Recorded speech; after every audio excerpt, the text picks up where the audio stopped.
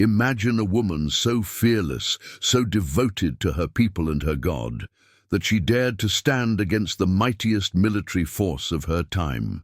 Yet, most Bibles exclude her story. The Book of Judith, a tale celebrated in Catholic, Eastern Orthodox, Ethiopian Orthodox and Anglican traditions, has been dismissed or ignored in others. Was it too bold, too unsettling, too raw for the canon?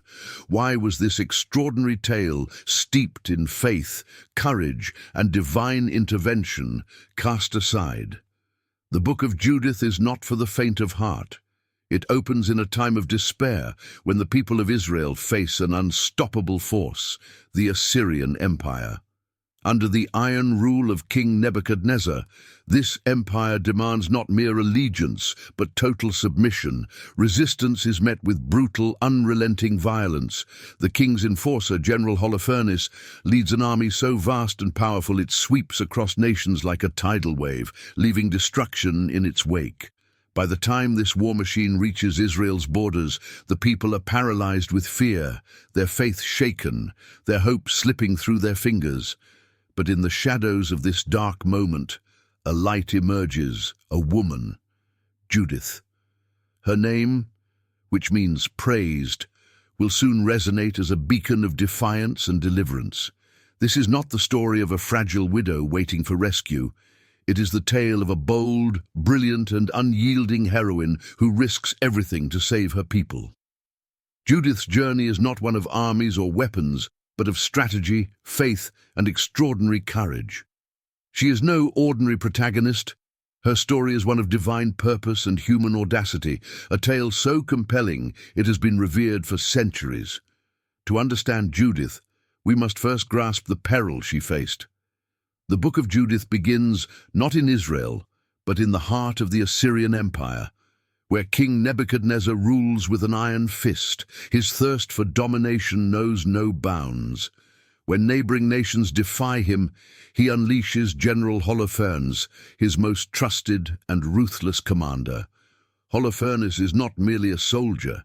He is a symbol of terror, a living instrument of conquest. Cities crumble before him, and those who resist meet unspeakable ends. By the time his forces surround Israel, the once proud nation teeters on the brink of annihilation. Their leaders falter, their faith wavers, and their courage dissolves.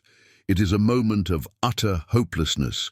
And yet, in the quiet town of Bethulia, a woman rises, a widow with no army, no political power, and no reason to be feared.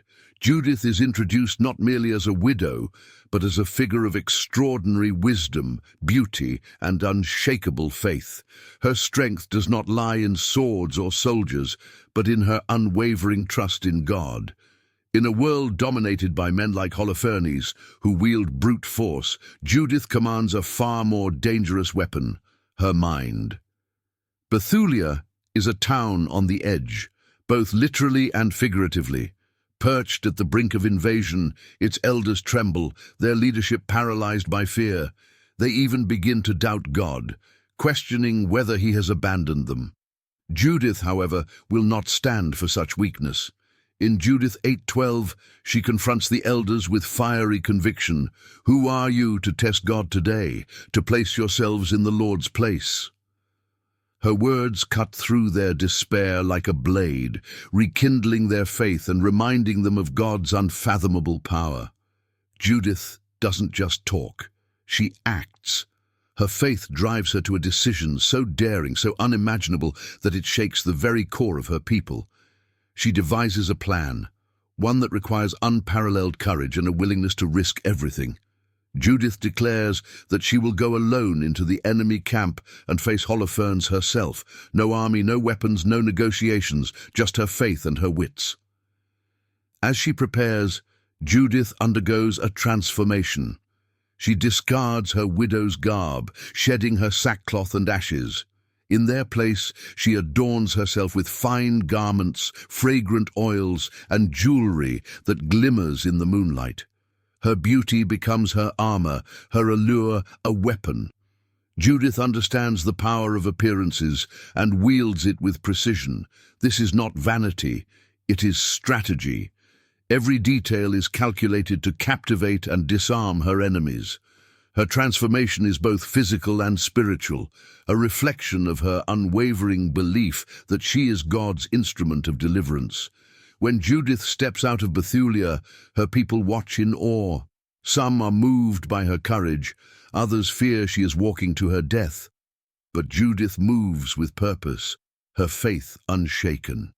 In Judith 10:12, she declares with prophetic confidence, "The Lord has struck him down by the hand of a woman." Under the cover of night, she and her maid slip through the city gates and approach the enemy lines. The Assyrian guards are stunned by the sight of her, an unarmed woman radiating beauty and calm, walking straight into their camp. Bewildered, they let her pass. Judith tells them she has fled Bethulia and seeks an audience with Holofernes. She claims to possess vital intelligence that will help him conquer the city. The guards, captivated by her beauty and intrigued by her boldness, escort her to their general. What follows is a tale of cunning, bravery, and divine providence, a story that challenges every expectation and leaves an indelible mark on history. Judith's journey is not just about survival. It is about faith in the face of the impossible, courage in the face of overwhelming odds, and the belief that even the humblest among us can change the course of history.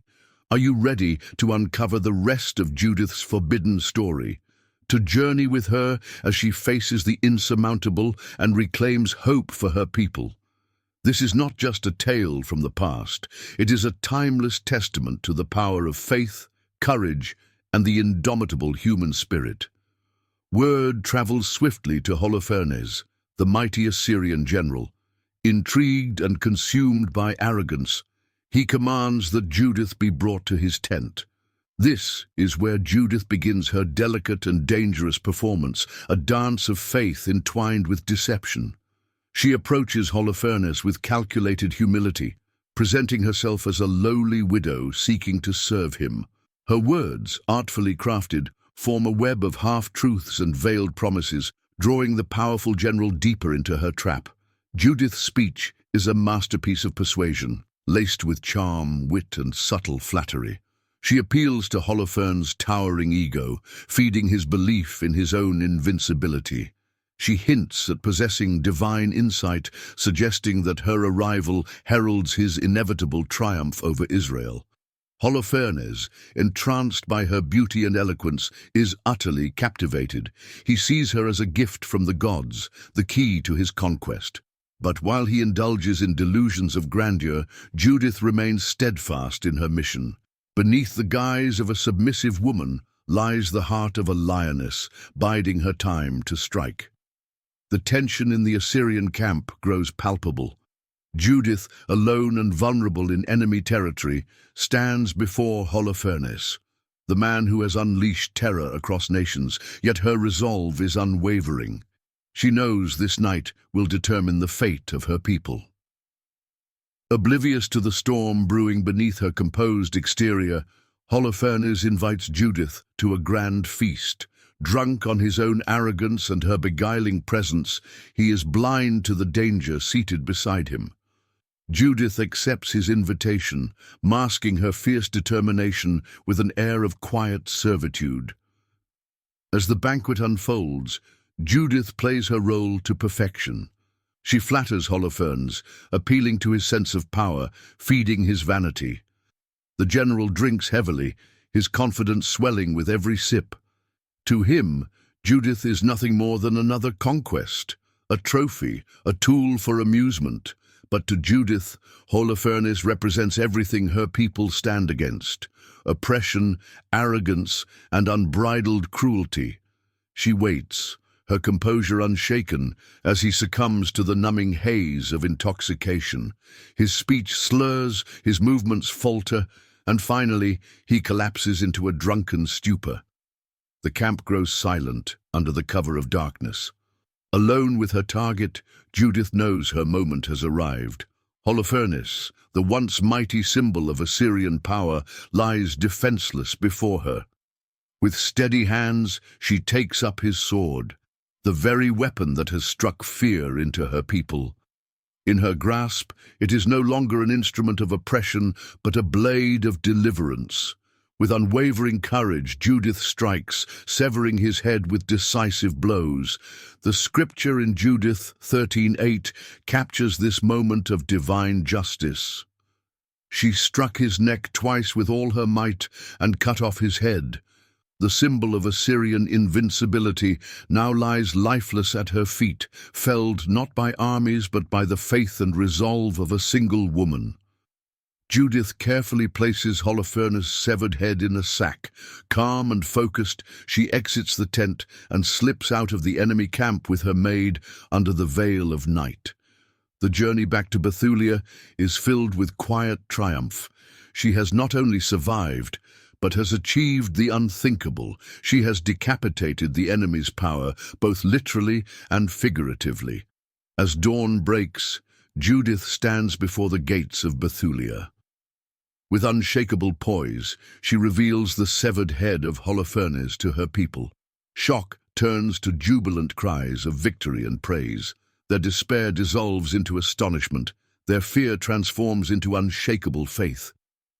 Judith has become a living testament to courage and divine providence. Her cunning and bravery have saved Israel from annihilation. Meanwhile, chaos erupts in the Assyrian camp. The soldiers, bereft of their leader, are consumed by confusion and terror. Holofernes had been their unifying force, their symbol of invulnerability. Without him, their ranks dissolve into disarray. Fear spreads like wildfire, and the once mighty army scatters, utterly defenseless. The people of Bethulia, emboldened by Judith's triumph, surge from their city walls and pursue the fleeing Assyrians, turning what had been a desperate siege into an overwhelming victory. Judith returns to Bethulia as a hero. She is no longer seen as a mere widow or a woman of quiet faith. She is celebrated as a warrior of God, a beacon of divine strength. The elders of Israel, who had once doubted God's deliverance, bow before her in awe and gratitude. They marvel at her wisdom, her fearlessness, and her unshakable faith. Judith's song of victory, recorded in Judith 16:13, echoes through the land.